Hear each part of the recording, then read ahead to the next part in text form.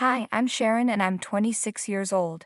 When you reach this age, things start happening around you, just like they did for me. I was about to marry the most amazing man I had ever met. Craig was everything I ever wanted and more. We met on a boating trip. I was with some friends, and he was there for a business meeting in Maryland. I wouldn't call it love at first sight because it wasn't. In fact, during our relationship, we went through many phases before realizing we were meant for each other. My family adores Craig. My mom and dad treat him like their own son, and even the family dog gets more excited to see him than me. I met Craig's mom, Mayla, and his dad, Kevin, a few months after we decided to get married, and we all instantly got along. Mayla is the sweetest lady and reminds me of my mom, while Kevin is laid back and always making jokes. They're not always funny, but we laugh anyway. I was in love with Craig and his family, but this was before I met Natasha, Craig's older sister. One day during a family lunch, Mila mentioned Natasha. "So, your sister's coming to town next week. Are you two going to pick her up at the airport? I think this is a good time to introduce your fiancé to the other woman who helped raise you." Craig laughed while eating some toast. "Pulling my hair, eating half my food, and taking my toys, that's what I call raising me, Mom." The whole table laughed as we enjoyed our meal. After meeting Kevin, I started to see how Craig had picked up his dad's humor. Both of them could crack a good joke every now and then. I thought, well, now I have to wait a week until Craig says something really funny. Hey, it's all part of having a sibling, right? Speaking of which, Sharon, you have one. A sibling, I mean? Oh no, I'm an only child. I did have a few dogs and cats growing up though. Does that count? Of course. My kids scratched and screamed at each other growing up, so I'd say our experiences were the same, Kevin joked, and we all giggled. I felt so at ease around Craig's family, it was almost too comfortable, but thanks to Natasha, things were about to change. Natasha had moved to New York after college. Craig told me his sister could be a bit overprotective, but he said I shouldn't worry. He expected us to get along just as well as I had with the rest of the family. Craig is half Hungarian on his mom's side, but while he hadn't picked up much of the culture Natasha had, the family would try not to speak Hungarian around me because they knew I wouldn't understand, but what they didn't know is that I'm a linguist. While that doesn't mean I can learn languages instantly, it does help. Craig had taught me a few phrases, and I took the initiative to learn more on my own. There are so many websites to help with that these days, so now I can use Hungarian conversationally, though I plan to wait until I was more confident. When are you two getting married? Natasha asked in Hungarian as soon as we were in the car. Seriously, you just met her 5 minutes ago, and she's sitting right next to me. You already forgot her name? Come on, just tell me already. I'm not going to ask her. I could only understand bits and pieces of the conversation. Natasha's accent was different from Mila's, probably because she was raised here. Sharon, Natasha's asking about the wedding. She wants to know the date so she can make arrangements at work. Oh, of course. We don't have a fixed date yet, but it's going to be in March, so 3 months from now. I think that's plenty of time for you to get a few days off from work beforehand. Don't worry. Oh, all right. That's a relief. I thought it would be much sooner. Why did she seem so relieved when the wedding was months away? Let's keep talking in English, yeah, Nat. We're still working on Sharon's Hungarian, so it's going to take a while. This is already tough. She whispered something in Hungarian before saying that, and this time I understood. I was feeling a bit intimidated by her. It wasn't going as smoothly as it had with his parents, but I reminded myself that not everyone likes you right away. I was sure we would get along with some effort. A few days passed, and I wasn't always at Craig's place, so our interactions were minimal. Whenever I did go there, Natasha would find an excuse to go out, whether it was shopping or going to the movies with friends. I could see the annoyance on Kevin and Mila's faces. One time when I showed up, Kevin said, "You better not be leaving us today, Nat. You've watched enough films for the week. Spend some time with Sharon and your brother this afternoon." Natasha rolled her eyes and said, "Oh my God, not this again. I've met her and we've talked. Do I really have to keep doing it? I don't want to get to know her. I already know enough people. She looks like every other girl. I've met her already, so I don't see the big deal. Natasha, English please. This is the 6th time this week." Okay, I won't be gone long. I'll come back and spend plenty of time with both of you, I promise. Sharon, oh, that's okay. I hope you do come back though. I'd really love to know more about you and your work and everything. Me too. It's just that my friends keep making plans, and since I haven't been home in a while, they're being very stubborn. You must have friends, right? You understand. What if she doesn't? What if she wants you to stay but is too nice to say it? I thought we were speaking in English, ma. Seriously, what did I just say? It's okay, guys, don't stress about it because of me. I'm learning Hungarian anyway, so maybe you won't have to switch to English for me. How lovely. Anyway, I'll be right back for lunch, or else Mama Bear here will fry me like a fish for dinner. Bye now, see you all soon. And then she left to hang out with her friends again. I found it interesting that she stayed in touch with her friends even after moving so far away. I guess they must have grown up together. I didn't expect her to keep her promise and join us for lunch, but to my surprise, she showed up right on time. She looked annoyed to be there. Like she'd much rather be with those friends she kept talking about. I guess she finally gave in. We talked about how their home had changed over the years and how Kevin's jokes had gotten a bit lamer. It was all fun. Then I decided to ask Natasha what she did in New York. So Matt, what do you do in New York? I'm an interior designer. I've designed some of the best places out there. I keep asking these two oldies to let me redesign this old house, but they never listen. I was hoping you'd knock some sense into them. This is the house you grew up in. It's beautiful the way it is. Come on, Sharon, help me out here. I mean, those weird beige couches are killing me. I actually like it here. Those couches are comfortable too. Of course, she takes their side. She's just trying to be the good girl to get them to like her. Typical.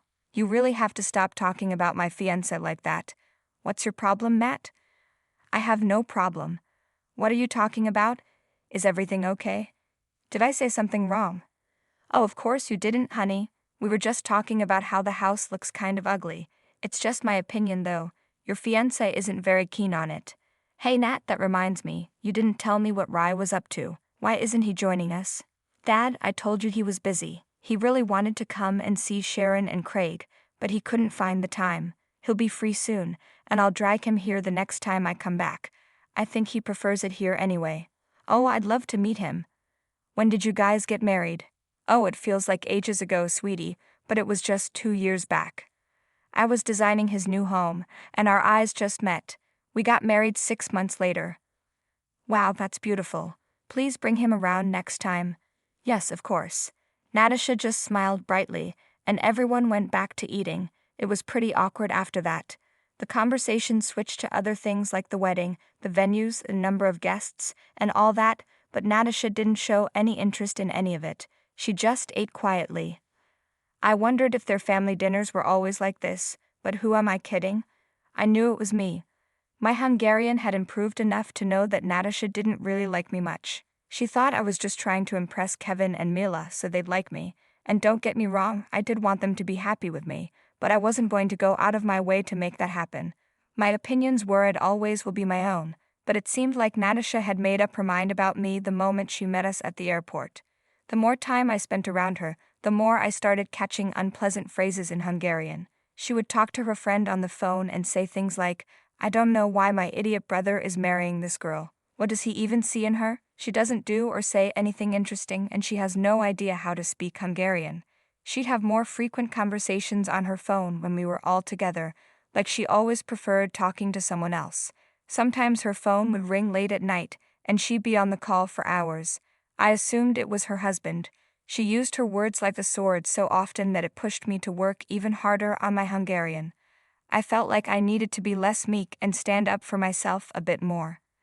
I wasn't going to just sit there and let Natasha insult me in her language whenever she felt like it, so I became determined. After spending a few days with us, Natasha went back to New York. During that time, I doubled my efforts to learn Hungarian. I was an assistant professor at the university, and even though my subject was linguistics, one of my colleagues, Jenna, was a master in many languages. Hungarian just happened to be one of them. I decided to meet her after hours and talk about my situation. So, as you know, my fiancé is half Hungarian, and like they say, Jenna, knowing someone's language is one step closer to knowing their heart. Not to be cheesy, but I've been trying hard to learn the language. I know a little now, but you're the master. Do you think you could help? Well, I suppose I could.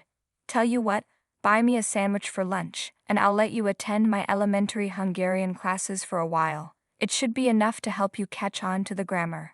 That sounds perfect. But you can't attend the whole semester since you're not a student. Attend a few initial classes with the new batch, and I'll help you in private later on. Also, I know you're doing this for your fiancé, sweetie, but are you sure about it? Hungarian is a difficult language to learn.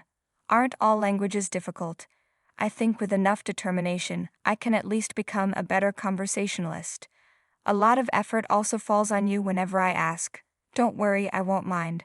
Ask as often as you like. Thank you.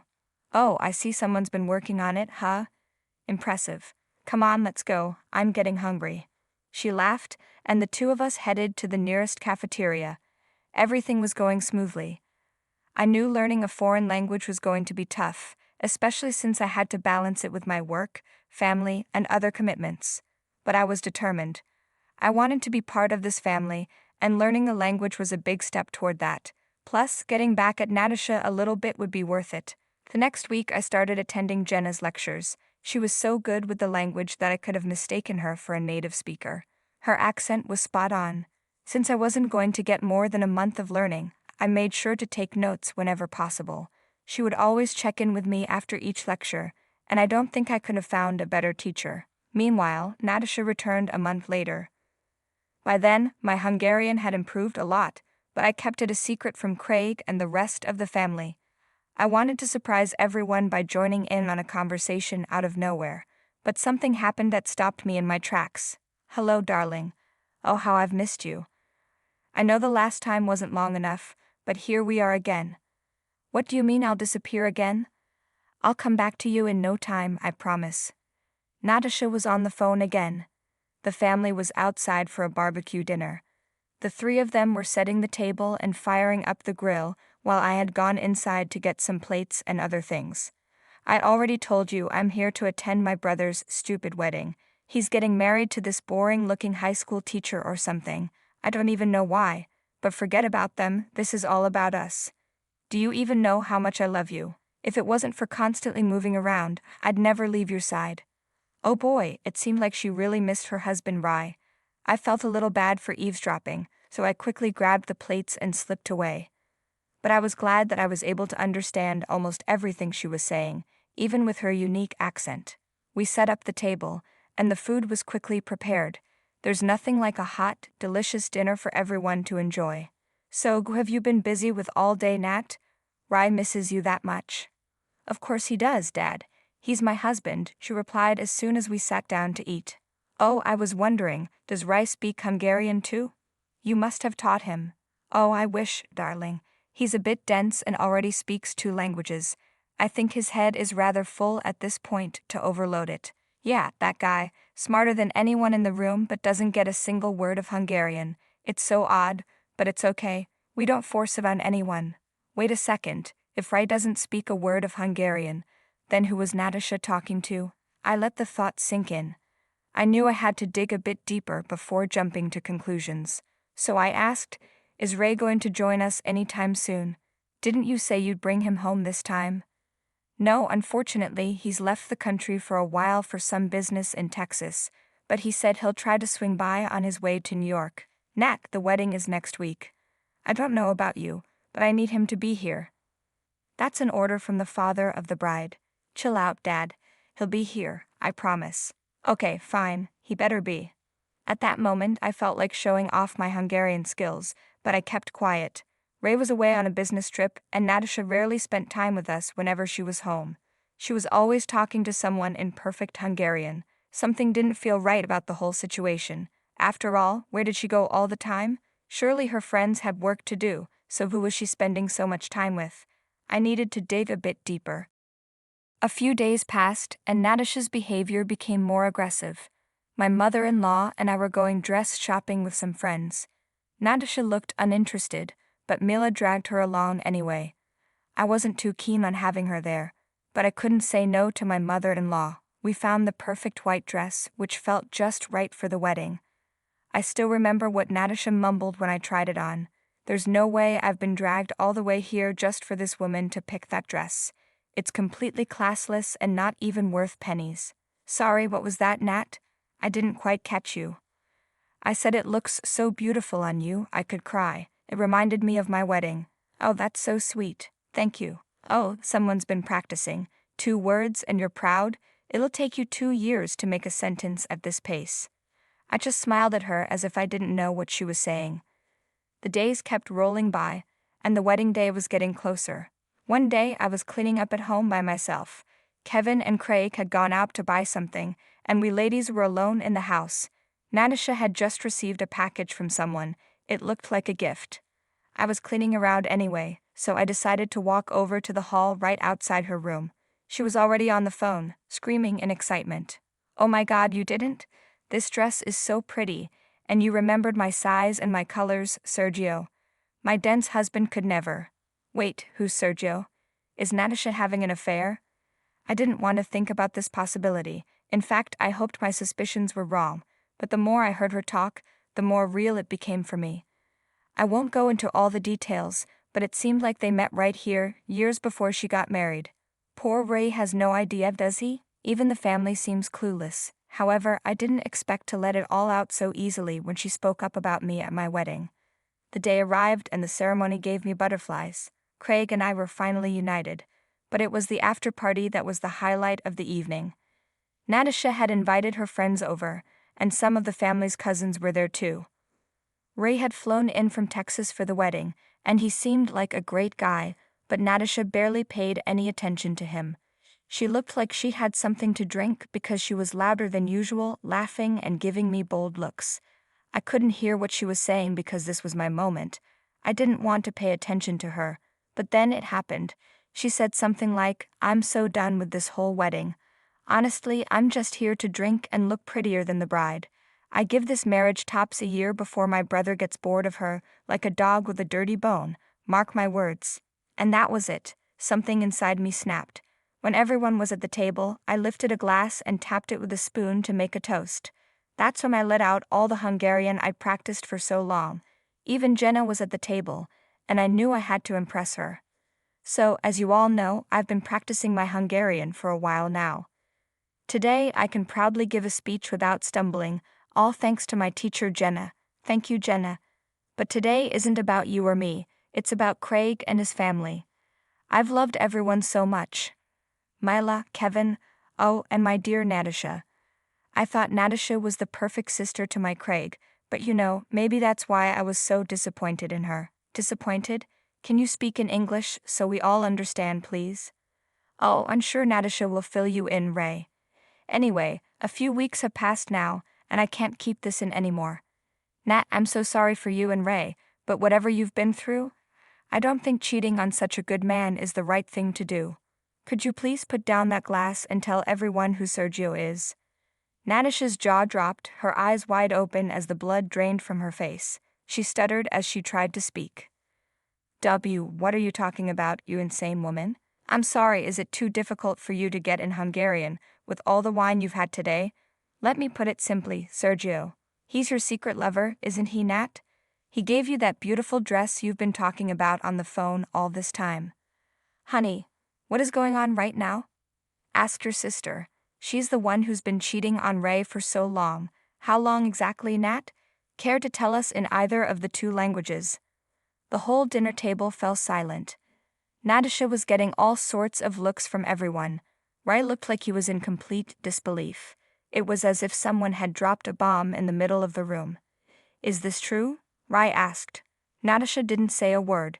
Tears began rolling down her face as she slammed her glass on the table and ran off. Ray just sat there, shell-shocked by everything. The table was silent for a while until I announced it was time to hit the dance floor. Soon, everyone decided to deal with the awkwardness later and danced a few steps with their partners and dates. Ray and Natasha disappeared from the wedding. A few months later, their divorce came through quite unexpectedly. I never heard from Natasha again, and she never came back home. Mila and Kevin were quite disappointed in her for what she did, and it was awkward between us for a while. But they appreciated that I exposed her sooner rather than later. Either way, that look of sheer fright and anguish on her face was worth it. I don't think she'll ever find a man as good as Ray again. Good riddance to her for sure.